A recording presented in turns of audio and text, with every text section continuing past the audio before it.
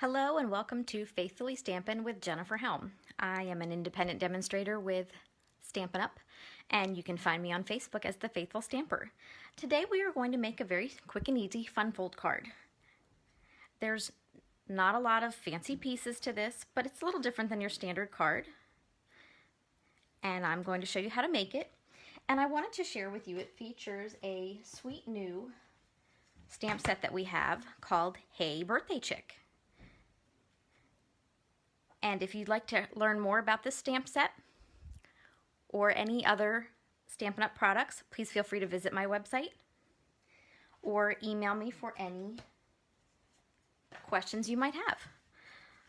So we will go ahead and get started. The first thing you will need is a piece of cardstock that is 4 inches tall by 11 inches wide.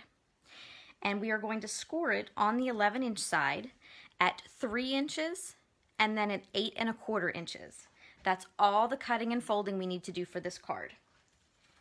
And then you need one more piece of colored cardstock. I like to use a coordinating color that is 5 1/2 by 4 1/4. So this is 1/4 of an 8 1/2 by 11 sheet of cardstock. So the great thing is you can make 2 of these cards very quickly with your first color, 2 out of 1 sheet, and then half of another sheet of cardstock. So I like to make 2 of these at a time. I'm going to go ahead and fold on my score lines and burnish it just a little bit with my bone folder. This is an idea that I learned from a fellow demonstrator, Dori Schneider. So I need 2 pieces of designer series paper. They are both 3 3/4 inches wide.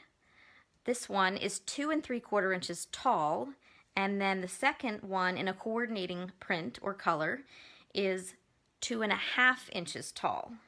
So very similar. You can see there's only a 1/4 inch difference between the two. And where that comes into play is when you're putting your card together, make sure you get the larger piece of cardstock on the larger of the panels. They're very similar in size. So just make sure you check where to put it before you put any glue on it. And at this point, I'm going to glue my card body, I'll say, to my backing piece. And it doesn't matter right now which direction faces the top. What matters is that I get it centered onto this backing piece of cardstock. And then I'm going to go ahead and adhere my designer series paper to the appropriate panel. So this is the larger of the two. It's going to go here on the top. Now it's up to you. This is where you decide if you want the larger panel to be on the top to lift the card open this way, or if you want, flip it around and that smaller panel can open first. It's up to you. I've decided I'm going to make this panel the top. And before I glue this to my card, I'm going to do a quick stamp at the bottom. If I had a busier piece of cardstock with a darker color or a busy pattern, I would not stamp directly on it. I would skip this part, and I'll show you some samples in just a little bit where you'll get the idea there. So I've got that greeting stamped there. So I'm going to go ahead and use my Stamp and Seal Plus to adhere this to the front bottom panel.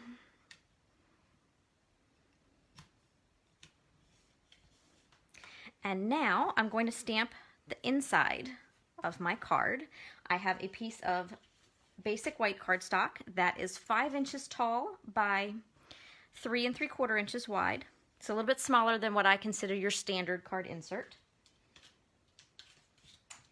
And I'm using black Memento ink. And the images from that Hey Birthday Chick celebration. These are red rubber cling stamps, so I don't need any extra cushion underneath my work surface because these stamps have a foam cushion built right in, so there's a little give built into them. Now, since I put 2 stamps on one block, what would be easier for me to do, rather than take the stamp and try to maneuver it around the ink pad, I'm going to flip the stamp over and then bring my ink pad to the stamp. And this way I can see as I go. I just need to try to keep my ink pad flat against the surface of the stamp so I don't end up with extra ink anywhere that I don't want it. But I can take a look and see if there's an area that I might need to add a little more ink to before I stamp it on the card. And now I can stamp the whole thing now that I'm ready.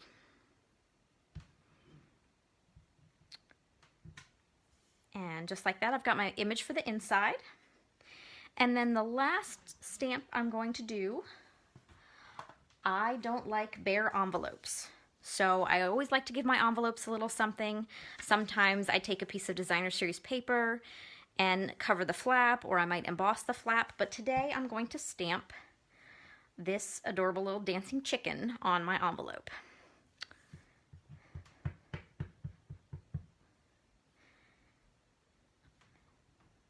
And there we go. Now, I did pre-cut and pre-stamp one of those chickens that you just saw me use on the envelope, and I'm going to color it with my stamping blends. Memento ink is perfect if you need Stampin' Blends. So I'm just going to take my dark mango melody, and a couple of dots will take care of the beak there, and then a couple more will take care of the little wobble, I think it's called, on the chicken, as well as its little comb here on his head. You can decide if it's a girl chicken or a boy chicken. And there we go. So now I'm just going to assemble my card. I'm going to make sure I have this the right way around and take my insert piece that you saw me stamp.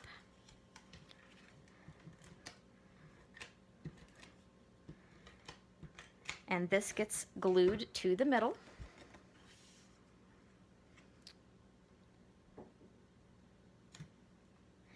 And then I have two die cuts that I cut earlier. These are from the layering squares. If you don't have die cuts or punches that you can use to layer shapes together, you can cut squares or rectangles out of cardstock. This does not have to be a fancy involved project where you need special tools. This square is about 2 inches square. If that helps, give you a reference point. And so all I'm going to do is layer this together. These are from the Layering Squares die sets that Stampin' Up! Carries.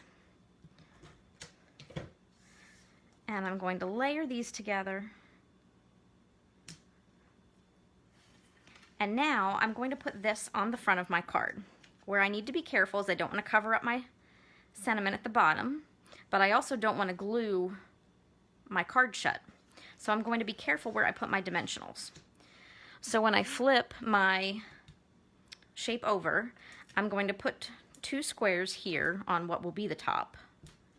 And then I take one more and I put it in the middle, but not quite halfway down. I don't like to go too far because if I hit that halfway point, that's usually where I glue my card shut. So watch where you put your dimensionals. Make sure you've got the appropriate flap on the top. And then you can either center it right in the middle of the card or tend one way or the other. Totally up to you. And a little hint, if you happen to have a dimensional that's peeking out here, take your bone folder and kind of give it a little smush down in there until it behaves itself. And then I'm going to take a few more dimensionals and glue my little chicken to that square.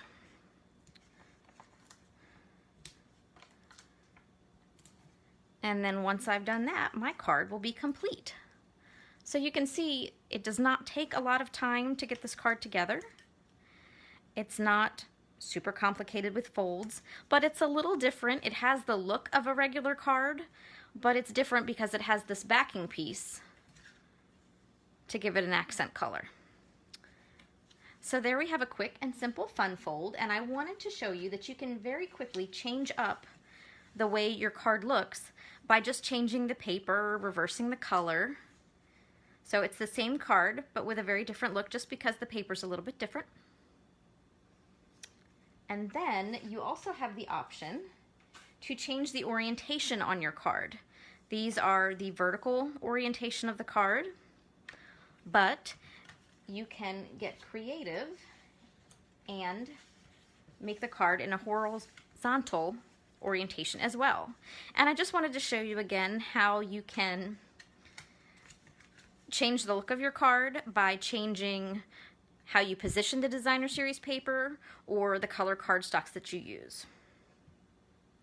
And so this one just opens side to side. And I have one more for you in the Hey Chick stamp set. And again, I have different looks because I switched my papers. And I added some color to this one with the Stampin' Blends. I gave the chicken a fun little hairdo. And I colored the chicken on the inside as well. So this is a card that's very simple to put together, but gives you lots of options.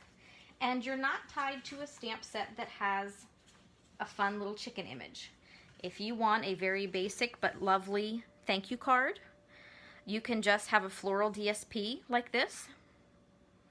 And then I use different shapes to show you that you have options with your shapes as well. These are some of the stitched rectangles from the Stitch So Sweetly set, or the layering circles. And we have circles, ovals, squares, and rectangles. And I kept this one very simple on the inside, just use an accent stamp from a paper pumpkin kit. This would also make a great sympathy card, really any occasion. I have some thank you cards. Just wanted to show you the different layouts you can use. And for example, on this card, I decided to layer 3 shapes instead of 2. And for the accent on the inside, instead of a stamp, I used a small 1/2-inch strip of designer series paper. So you have lots of options for assembling these cards. And I have just a couple more to show you. Here is another fun floral with a different shape. These are also from the Stitch So Sweetly set of dies. And all these dies can be found on my website. And then one more in the horizontal orientation.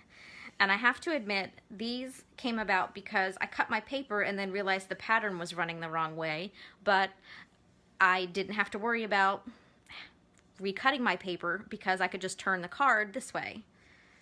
And then the card worked horizontally instead of vertically. And then last but not least, I know I said you weren't tied to the cute images like the chickens, but my friend Dori, who I learned this technique from, made 2 beautiful cards with the Snailed It stamp set, and I just had to share those.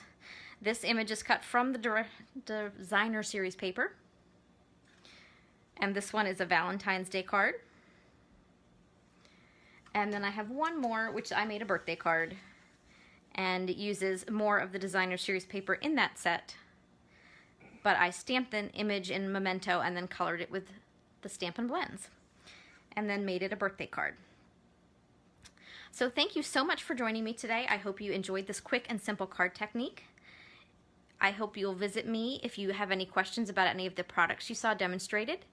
I'd love it if you hopped over to Facebook and followed me at The Faithful Stamper. You'll see lots of videos and other projects that I share there, and I'd love it if you'd click the subscribe button and follow me here at Faithfully Stampin' with Jennifer Helm. Thanks so much for watching. Happy crafting!